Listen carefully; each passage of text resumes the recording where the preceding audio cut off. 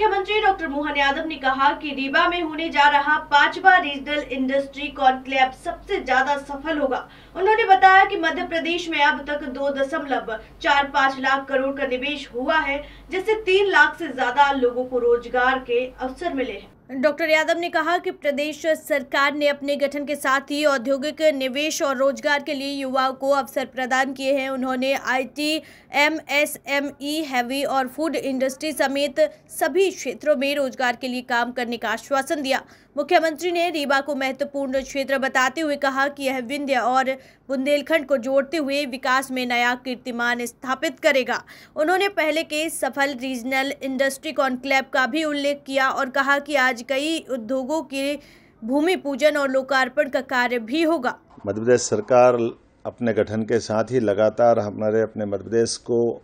औद्योगिक निवेश और रोजगार की दिशा में लगातार युवाओं को अवसर मिले, हमारे हर युवा के हाथ में काम मिले,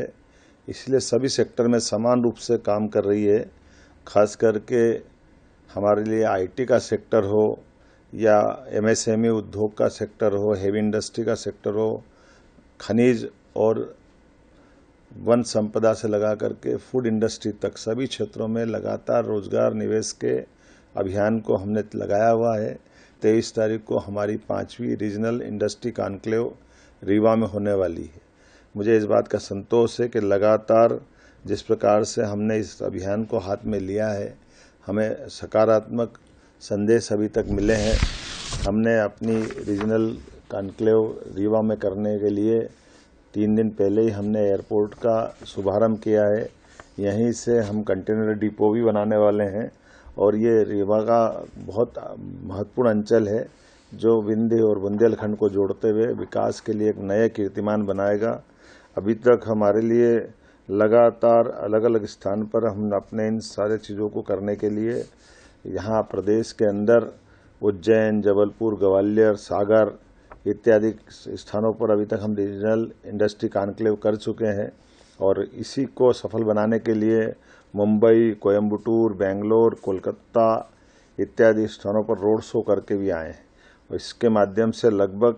2,45,256 करोड़ का अभी तक का निवेश हमको प्राप्त हुआ है और लगभग 3 लाख लोगों को रोजगार मिलने के अवसर प्राप्त हुए हैं। मैं उम्मीद कर रहा हूँ कि रीजनल कॉन्क्लेव में बड़ी संख्या में जिस ढंग का उत्साह उमंग दिखाई दे रहा है,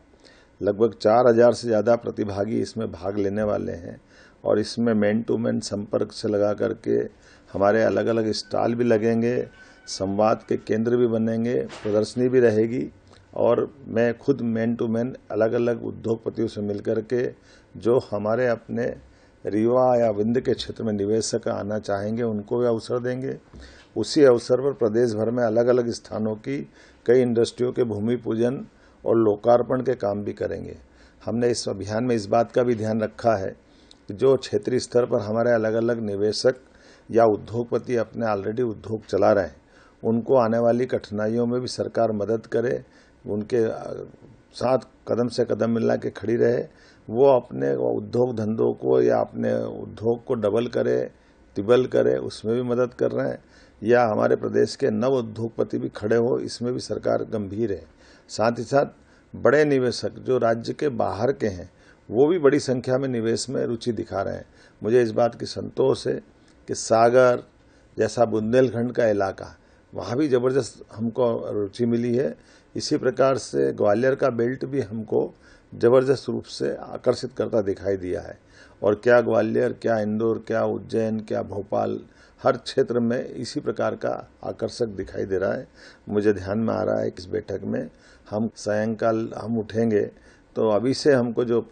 प्रस्ताव दिखाई दे रहे हैं वो बड़े पैमाने पर खास करके एग्रीकल्चर ग्रोथ रेट के भी हैं, माइनिंग के भी हैं, जिसके माध्यम से बड़े सीमेंट उद्योग भी हैं और अन्य अन्य प्रकार के उद्योग भी हैं। उम्मीद करते हैं कि ऐसे सभी कामों को यशस्वी प्रधानमंत्री के नेतृत्व में डबल इंजन की सरकार के साथ हम विकास के इसी रथ को लगातार कायम रखेंगे। मेरी अपनी ओर से उज्जैन,